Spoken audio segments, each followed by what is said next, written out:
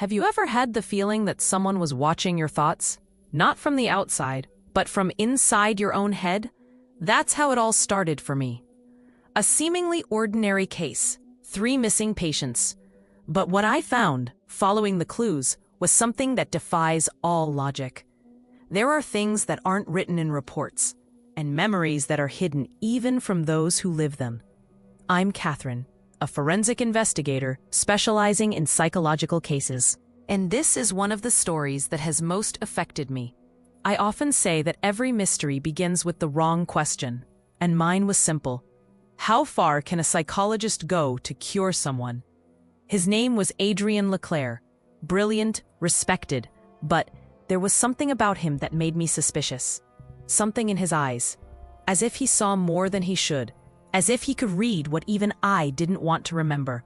When I accepted this case, I didn't imagine I would end up getting lost inside my own mind. During the investigation, I discovered places that seemed to exist outside of time, diaries that spoke in voices, and memories that no longer knew who they belonged to. Each clue led me deeper, and the feeling of being manipulated grew with each step. Sometimes I wonder if I found the truth, or if it was implanted in me. What I experienced in this story still haunts me, and perhaps, after listening, it will haunt you too. Before we begin, tell me something. Where are you watching this video from? I like to know how far my stories reach, and who knows, maybe find out if I've already been investigating somewhere close to you. When I was called in to investigate the disappearances, I confess I hesitated. 3 missing patients, all treated by the same psychologist, a respected man, almost admired as a mental genius. The case came to me on a rainy afternoon, one of those when the wind seems to whisper secrets no one wants to hear. Something told me that this investigation wouldn't just be another job. It would be a plunge into something I might not be ready to face. On the way to the doctor's office, I noticed the wet car window and the distorted reflection of the city lights. At every corner, the feeling grew, an unsettling mix of curiosity and apprehension. I've always believed that people lie, but places tell the truth about those who inhabit them. And that address, Dr. Leclerc's, seemed to scream even before I arrived. As I stepped through the door, the scent of incense and old paper enveloped me like a mist. The silence was almost calculated, the kind of calm that precedes chaos. On the wall, diplomas were lined up in perfect symmetry, and just below, a red armchair with signs of wear. Someone had spent a lot of time there. As I noted the details, I felt the nervous receptionist's gaze following me, as if she feared I would discover something she herself didn't want to know. At that moment, I realized this case wasn't just about disappearances. It was about minds that got lost somewhere between truth and illusion. And without knowing it, I was about to follow the same path, a path from which there might be no return. The first time I stepped into Dr. Leclerc's office, I felt as if I were entering someone's mind, not a therapy room. The walls were covered in abstract paintings, chaotic brushstrokes that seemed to conceal coded messages. In the background, soft instrumental music played, but there was something wrong with the rhythm, almost as if each note was watching me. Nothing there seemed casual, not even the way the curtains blocked the natural light, leaving everything in an amber tone, strange, almost hypnotic. I started walking slowly, observing the details. Books on cognitive psychology, hypnosis, human behavior, all very technical, but among them I found titles without an author, with worn covers, handwritten. One of them bore the name, The Labyrinth of the Mind. Coincidence or provocation? Leclerc seemed to enjoy testing limits, even the limits of the curiosity of those who dared to invade his territory. While talking to the secretary, I noticed that each question I asked made her more tense. She stammered, looked away, and her hands trembled slightly as she wrote something down. When I mentioned the name of one of the missing patients, she dropped her pen, a small detail, but revealing. Her fear wasn't of the psychologist, it was of what he knew about her. And that kind of fear is the most dangerous of all. I left there with a disturbing feeling. It wasn't just a doctor's office. It was a well-constructed emotional trap. A space created to confuse anyone who entered and expose what each person was hiding. And at that moment, I realized that he may have already done that to me without me noticing. I spent days immersed in the files of the disappeared. 3 names, 3 different stories, but with one thing in common. They all sought to understand their own minds. A woman suffering from memory lapses, a young man tormented by inner voices, and a businessman in an identity crisis. Each of them had sought out Dr. Leclerc for answers, and what they found was silence. None of them were seen after the so-called last session. As I read the clinical reports, a strange feeling came over me. The psychologist's notes seem more literary than medical. Phrases like, "the mind is a mirror that can break and reflect another person," or "some need to be rebuilt to exist again." That wasn't the language of a professional seeking a cure. It was someone playing with human essence. And the more I read, the more I realized that his method crossed the line of ethics. I spoke with family members, and the pattern repeated itself. They all described changes in behavior in the weeks leading up to the disappearance. Insomnia, fear of mirrors, disorientation. One mother even said that her son claimed to hear the doctor's voice inside his own head. Even outside of the sessions, he said he couldn't turn off the therapy, she recounted, her eyes welling up with tears. It was at that moment that I realized Leclerc wasn't just studying the mind, he was invading it. The more I pieced things together, the more hazy the image of the psychologist became. It was like trying to decipher an abstract painting. The more you look, the less you understand. And yet there was something in me that wanted to keep looking, perhaps out of fear, perhaps out of fascination. Dr. Adrienne Leclerc. 48 years old, a French citizen naturalized in Brazil, author of books on reconstruction of the psyche and speaker at international conferences. An impeccable resume, the kind that intimidates anyone who dares to question it. But the more I investigated, the more I perceived the cracks hidden beneath the veneer of genius. Behind the scenes, colleagues described him as obsessive, someone who believed he could cure any trauma as long as the patient completely surrendered to him. Reviewing his lectures, I noticed something curious. He spoke of the human mind as one speaks of a labyrinth, and placed himself in the role of guide. "Only I know the way back," he would say, with a calm smile that seemed rehearsed. This arrogance disguised as empathy unsettled me. It wasn't the tone of a therapist. It was that of a man playing guy, controlling the fears and memories of others like pieces in a game. A former professor told me that Leclerc had been removed from a research project for manipulating results. According to him, the doctor believed that truth was malleable. That phrase haunted me. Because deep down, that's exactly what a mind manipulator believes, that it's enough to rearrange memories to rewrite reality. It was as if he saw people not as human beings, but as walking experiments. At that point in the investigation, something inside me changed. I no longer saw Leclerc merely as a suspect. He was a living enigma. The kind of man who makes you doubt your own sanity just by being near him. And somehow, I felt that he was already studying me too. It was in a silent, early morning that I found the first concrete clue. One of the missing patients, Gabriel Nunes, had left a diary, hidden inside a false drawer, discovered by chance during a search of his house.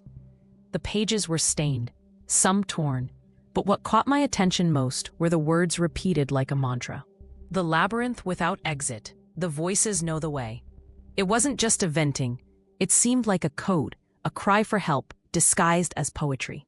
I spent hours rereading those sentences, trying to understand what Gabriel meant.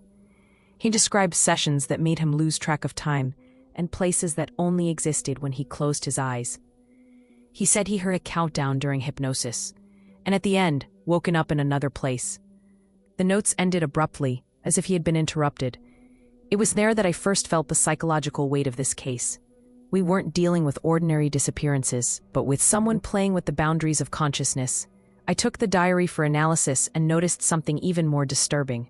On some pages, the handwriting changed slightly, as if someone else had continued writing. The stroke was firmer, more calculated. At the bottom of one of them, a single sentence, "He told me I would be eternal." That chilled me to the bone.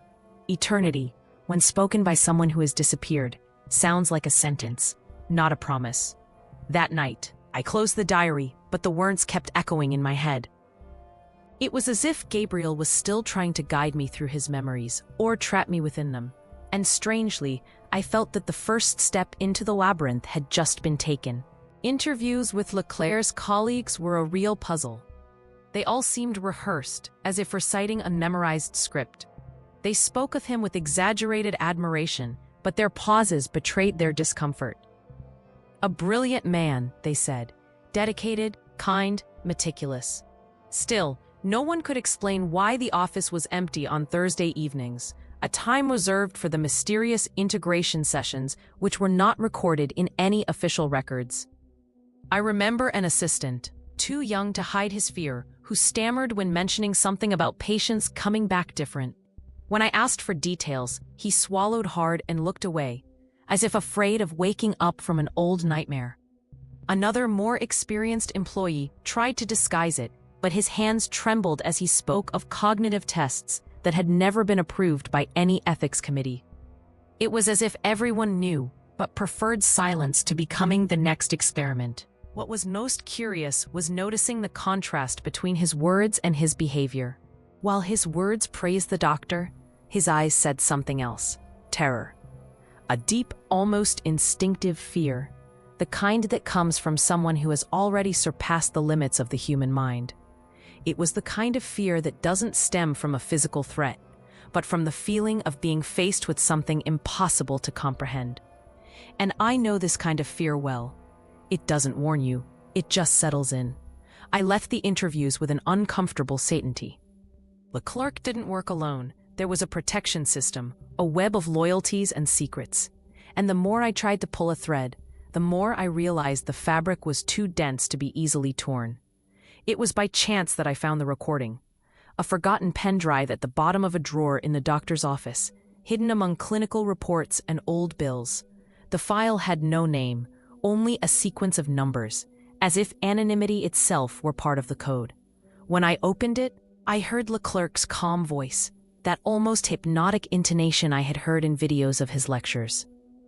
"Take a deep breath," he said. "Pain is just a memory, and memories can be erased." For a few seconds, I thought I was listening to a regular session, but then the patient's voice came through. It was Gabriel, the same one from the diary. He was crying, confused, begging to stop. "I don't remember my name anymore. Doctor, what have you done to me?" And Leclerc, unfazed, replied with disturbing serenity, "You don't need a name, Gabriel. You need a new mind." The coldness of those words pierced my bones. It was the proof I needed and, at the same time, something I never wanted to hear. I paused the audio and remained silent for a while. His breathing, the sound of the drops falling in the office, the doctor's voice conducting like a maestro of horrors. Everything seemed calculated to blur the line between cure and destruction. I knew I should take this to the authorities, but a part of me hesitated. It was as if the audio itself was pulling me in, inviting me to understand more before acting. At that moment, I realized that Leclerc didn't just manipulate minds, he collected them. Each patient was a musical score, and Fee, the composer. And I had just heard the wrong music. I decided to confront Dr. Leclerc personally. I made an appointment, as if I were just another patient seeking help. When he entered the room, I immediately felt the weight of his presence. An elegant man, with a calm gaze, but with something profoundly invasive in his eyes, as if each blink were a reading. I felt as if I were naked before someone who saw beyond the flesh, beyond the mind. It was disconcerting, and somehow fascinating. He greeted me with a polite smile, inviting me to sit in the red armchair. "Relax, Katherine. I can help you find what you're looking for." The way he pronounced my name sent shivers down my spine. I hadn't introduced myself.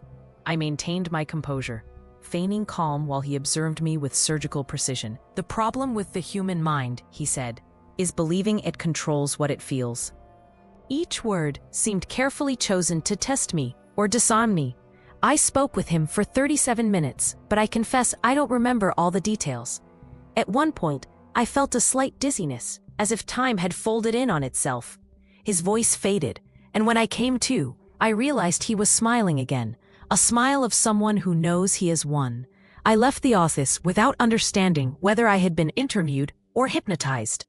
In the car's rear-view mirror, I noticed something strange, a thin mark on my wrist, as if someone had gripped it too tightly. I didn't remember anything like this ever happening. Maybe it was a coincidence, maybe not. But that day, I realized that the line between observer and subject of study was becoming dangerously blurred. A few days later, a clue led me to an old psychiatric ward on the outskirts of the city, the place where Leclerc supposedly conducted his first experiments. The building had been abandoned for over a decade, but as I approached, I felt that kind of silence that isn't empty, but rather full of secrets. The broken windows seemed like tired eyes, watching anyone who dared to enter. I took a flashlight and a recorder, even without knowing exactly what I was looking for, perhaps answers, or perhaps confirmation that certain answers shouldn't exist. The main corridor smelled of mold and expired disinfectant. The peeling walls still bore signs with the names of the wards: experimental therapy, cognitive rehabilitation. I entered a room where I found notebooks covered in dust. Amidst the pages were drawings of brains interconnected by wires, as if forming a network. And, on several of them, the same word was scribbled: Labyrinth. I began to realize that this name was not just a metaphor. It was a real project. While I was recording, I heard a metallic noise coming from the lower floor. The sound echoed throughout the building, and my heart raced. I went down slowly, trying not to make a sound. In the basement, I found old chambers, lined with mirrors on the inside. It was impossible not to feel a chill imagining what was happening there. Everything indicated that Leclerc was trying to reproduce the reflection of the human mind, but in real bodies. I left there with the flashlight trembling in my hand. In the cracked reflection of a mirror, for a second, I thought I saw someone behind me. But when I turned around, there was no one there. Or maybe there was, just not outside. After visiting the clinic, I delved into the dates, times, and notes of each disappearance. That's when I noticed the pattern. All the patients vanished shortly after participating in the final reconstruction session. This step didn't exist in any traditional psychology manual. It was a term invented by Leclerc, something between therapy and ritual. In his notes, he described the process as the reintegration of the self into the new mental cycle. But no one seemed to know what really happened inside that room. Reviewing the scheduling records, I noticed another detail. The final sessions always took place at night, between 10 p.m. and 11 p.m., and lasted exactly 2 hours and 27 minutes. No recordings of these sessions were found, only the audio I had already heard, with trembling voices and cut-off phrases. It was as if he had erased the evidence with the same precision with which he erased the patient's memories. That made me wonder if he had applied the same method to himself, and if, behind that control, there was something he was also trying to forget. Families described strange behaviors days before the final sessions. Some patients cried for no reason. Others spoke of seeing themselves from the outside, as if they had split in two. One woman reported that her husband said he felt the office calling him, even when he was far away. It was an almost mystical connection, surpassing any rational explanation. And the more I read, the more I realized that all roads led back to Leclerc. The problem is that, at that point, I no longer knew if I was investigating a criminal or a phenomenon. And when reality starts to bend like that, the mind does everything to keep believing it's still in control. I always believed I could maintain emotional distance from the cases, but this one started to affect me in a different way. The patients' voices echoed in my mind, as if trying to warn me of something. Sometimes I would wake up in the middle of the night with the feeling of being watched. Other times, I swore I heard the countdown mentioned in Gabriel's diary. 5, 4, 3, and silence. It was as if the labyrinth had found me too. I started having strange dreams, all in the same setting, a corridor of mirrors, where each reflection showed a different version of me, one older, another crying, another just smiling silently. I would wake up sweating, with the feeling that I had forgotten something important, something that Leclerc perhaps wanted me to remember. I began to distrust myself, my memories, my own reports, and most frighteningly, I no longer knew what was a dream and what was a memory. Colleagues began to notice my exhaustion. Some suggested I step away from the case, but the more I tried to stop, the more trapped I felt. It was like an invisible web, made of voices and fragments of memories that didn't belong to me. I no longer knew if I was hunting the doctor or if he was leading me through his own labyrinth. Perhaps both were true. It was during this phase that I started recording everything. My conversations, my thoughts, even my dreams. I no longer trusted even my own mind. I needed proof, even if it was from myself. Because by then, I understood. The danger of investigating disturbed minds is realizing how easily your own mind can crumble without making a sound. It was while analyzing the transcripts of the sessions that I realized something terribly curious. Leclerc didn't just guide patients through their memories, he taught them to doubt them. In one recording, a man was describing a happy childhood, and the doctor calmly interrupted him. "Are you sure that happened to you?" This question was repeated like a trigger, until the patient began to confuse fact with fiction. It was as if the psychologist were planting small cracks in the mind, waiting for them to grow until everything crumbled. I spent days reflecting on this. What defines a true memory? The record the mind keeps, or the emotion that accompanies it? I began testing myself, trying to remember details from my own childhood. But in each attempt, something seemed out of place, like a poorly glued memory. In one of my dreams, I heard Leclerc whisper, "You only exist as long as you believe in yourself." And I woke up with the feeling that perhaps he was right. The reports showed that the patients had moments of lucidity, but soon returned to confusion. One of them wrote, "The memories no longer belong to me. They return, but with a different face." This sentence haunted me. What Leclerc was trying to do was not erase the past, it was replace it. An emotional engineering capable of exchanging pain for obedience, identity for submission, and in the process transforming human beings into manipulable reflexes. I then realized that the true labyrinth was neither physical nor symbolic, it was mental, and those who entered it rarely found their way back. I just didn't know yet if I was already inside it. It was during a routine search of the office that I found what would change everything, a secret compartment behind a bookcase. Inside, a black-covered notebook, untitled, Adrienne Leclerc's personal diary. The first pages seemed innocuous, notes about patients and therapeutic techniques. But soon the words began to take on a darker tone. "The mind is a constantly expanding labyrinth," he wrote. "Whoever masters its shortcuts will master the human being." This was not the diary of a doctor. It was the manifesto of a manipulator. The more I read, the more obsessive his writing became. He described something called Project Labyrinth, a series of experiments to transfer mental pain from one patient to another, as if emotions were data that could be relocated. He claimed to have obtained encouraging results, but he didn't explain the cost. The following pages were stained, some illegible, and among nervous scribbles, one phrase appeared repeatedly: "The mirror needs a new reflection." Amidst the notes, I found lists of names, including my own. K. Moreau, high resistance level, ideal for the final phase. My heart froze. I had never been his patient, at least not that I remembered. I closed the diary, but it was too late. Part of me knew that the simple act of reading it already made me part of the experiment. And the cruelest part is that he probably knew I would find him, as if it were all a carefully planned trap. That night, I couldn't sleep.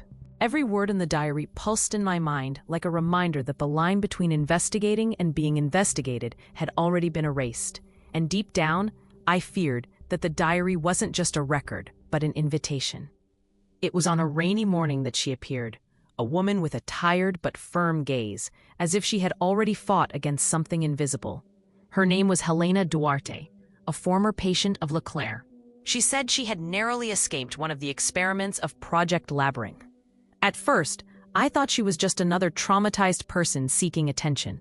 But when she placed a small recorder with old tapes on the table, I realized the story was too real to ignore. He made us forget who we were. And then, he made us remember his ways, she whispered, her voice trembling. Helena described details that matched the files I already had. The exact time of the sessions, the use of mirrors, the countdowns. She said that Leclerc believed that pain could be recycled, that if transferred, it would liberate some and control others. I ran away when I realized I no longer knew what was dream or memory, she recounted. She trembled as she spoke, but there was something lucid in her gaze, as if she carried a truth that no one else dared to speak. When I listened to the recording she brought, my whole body went cold. The tape captured one of the sessions, overlapping voices, distant laughter, and in the background, the sound of a beat, rhythmic, steady, almost like an artificial heartbeat. And, for a brief moment, I heard my own name. It wasn't possible, or maybe it was. That wasn't a coincidence, it was a calling. Helena looked me in the eyes and said, "He's still active, Katherine, and he knows who you are." That's when I realized that perhaps the only way to understand the labyrinth was to enter it accompanied. After meeting Helena, something inside me began to crumble. The boundaries between my investigation and my own history became blurred. I spent nights reviewing my notebooks, my recordings, trying to find a moment when my memory failed, and I found several. Small lapses, erased seconds, snippets of audio that ended with my own voice saying things I didn't remember saying. "Do you trust me?" a male voice asked in the background. I didn't answer, but deep down, I knew who it was. From then on, I began to doubt my own narrative. What if Leclerc had been guiding me from the beginning? What if the investigation was part of the experiment? The more I thought about it, the more the coincidences multiplied. The dates, the names. Even the way the case came to me, everything seemed perfectly choreographed. And for the first time, I realized that maybe I wasn't the hunter, but the guinea pig. I began to isolate myself. I avoided contact with colleagues, slept little, and when I did sleep, I dreamed of his voice. The mind is a mirror, Katherine. I just adjust the reflection. I would wake up sweating, trying to convince myself that it was still real. But the doubt had already taken hold, and doubt, when it grows, is like a crack in the glass, it inevitably spreads. I knew I needed to confront him again, but not just as an investigator. I needed to understand what he had done to me and how far his influence reached. Because if he had truly tampered with my memories, perhaps part of me already belonged to him. With Helena's help, I managed to track down an address that appeared in several entries in Leclerc's diary. An isolated house on the outskirts of an old dirt road, with no official property registration. We went there on a cold night, the kind of cold that seems to cut through the air. The lights were off, but there was a generator running, and the rhythmic sound of the machines came from inside. I went in first, armed only with a flashlight and my courage in tatters. Every step echoed too loudly. Every shadow seemed to know my name. Inside, the walls were covered with anatomical drawings, neurological diagrams, and handwritten phrases. Memory is matter. Pain can be transferred. And in the center of the room, a giant painting with faces, dozens of them. Some I recognized, a missing patient's, others unknown, and among them, mine. The photo was recent, and the gaze reflected a weariness I could barely admit to myself. I felt my stomach churn. He had been watching me for longer than I imagined. I climbed the stairs, following the distant sound of a recording repeating on a loop. "Do you remember who this is?" It was his voice. My heart raced, and the air felt heavier with each step. When I opened the attic door, I saw equipment running, screens flashing with images from old sessions, and for a moment, a camera pointed directly at me. The monitor showed my face in real time. Someone was watching me. That's when I realized what terrified me most. Leclerc wasn't running away. He wanted me to find him. What happened next is difficult to describe precisely, perhaps because some of it really happened, and some didn't. The lights began to flicker, and voices mingled in the loudspeakers. The voices of the patients, Helena's and mine, all overlapping, repeating the same phrases in different tones. "Remember the reflection. Don't trust the mirror. You're still sleeping." I closed my eyes for a second, and when I opened them, the room seemed different. The attic had become the same office where I had first met him. Only now, I was in the red armchair. Leclerc appeared before me, calm, wearing the same dark suit. "Don't fight, Katherine. Resistance is just fear trying to survive." I tried to stand up, but my body felt heavy, as if I were submerged in a dream. He approached and placed his hand on my shoulder. The touch was light, but I felt a shock run through my entire body, as if something was being ripped from me. His voice was soft, almost paternal. "I just want you to remember, the true version of yourself. The walls began to move, the pictures changed places, and the mirror in front of me reflected a woman who wasn't me. Or perhaps she was, before all this. I saw flashes. Me, in a therapy room. Me, crying. Me, saying I didn't remember anything. That's when I realized that perhaps my memory had already been manipulated long before I began this investigation. That perhaps this whole search had been part of his experiment from the beginning. Reality shattered into pieces, and I, along with it. When I regained consciousness, I was alone on the attic floor. The machines were off, the screens black. No sign of him, only my reflection, trembling on the glass of a monitor. And suddenly, I heard my own voice, coming from the speaker. Now you understand, Katherine. The labyrinth was always inside you. When I opened my eyes again, time seemed suspended. I was in a white, cold, windowless place, with only a chair in the center of the room. Leclerc was there, serene, almost compassionate. You finally woke up, he said, as if he were the doctor and I, the patient. I tried to move, but my body wouldn't respond. He approached with a notebook in his hands. Do you remember when you decided to investigate this case? He asked. Yes, I replied, and he smiled, his gaze piercing me. Then tell me, who gave you this mission? His words hung in the air, and my mind began to sift through memories that simply didn't exist. I didn't remember receiving the complaint, nor who had called me. Everything began with the case and ended with it. You created the investigation, Katherine, he said. It was the only way your mind could cope with the trauma. You were never an investigator. You were my patient. It sounded like a sentence, and for a moment, the world seemed to crumble beneath my feet. He showed me recordings, me, sitting before him, crying, talking about distorted memories, about a guilt I couldn't remember where it came from. You sought me out because you believed you had done something terrible, he explained, and I gave you a new purpose, to investigate me. The images showed me living a life that was perhaps invented, a version of myself constructed to maintain my sanity. I was the investigation. The case was me. Tears came before I could even think straight. If that were true, then all the evidence, all the diaries, all the voices, were just fragments of my own mind trying to reconstruct itself. Leclerc stepped back and, before leaving the room, said calmly, "Now that you know, the labyrinth can finally close." I don't remember how I managed to get out of that room. The memories are fragmented, an alarm sound, flashing lights, doors slamming. Everything seemed like part of a dream within a dream. When I came to, I was running down a narrow corridor, and the wet floor reflected my distorted face. Each step echoed as if the place breathed with me. There was only one thought in my head: escape. Escape before he decided what I should remember again. Outside, the icy wind whipped fiercely, and for a moment, the world seemed too real to be an illusion. But was it? I got in the car and drove aimlessly, glancing in the rearview mirror every minute, hoping to see Leclerc's headlights behind me.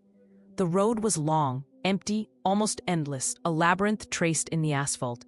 At a certain point, I stopped the car and took a deep breath. I tried to convince myself that it was all over, that he was dead, imprisoned, or simply far away. But the mind doesn't accept the end so easily. On the radio, a hissing sound began to form, a faint, repetitive interference, and between the crackles, a familiar voice. "Did you manage to get out, Katherine, or do you think you did?" My blood ran cold. I turned off the radio, but the sound continued, coming from inside the car. It was my voice, recorded. Someone, or perhaps I myself, had left it there. The words that followed were worse. "If you're hearing this, it's because he's still inside." I stood there, in the middle of the road, with the engine off and my heart racing. I didn't know if what I was experiencing was escape or delirium. Only one certainty remained. No one truly escapes a labyrinth, when the labyrinth is one's own mind. I record this account as one tries to grasp a loose thread of their own sanity. Since that night, I no longer trust anything, not my memories, nor the reflection that watches me in the mirror as I speak. Sometimes I hear his voice, soft, distant, like an echo that insists on remaining.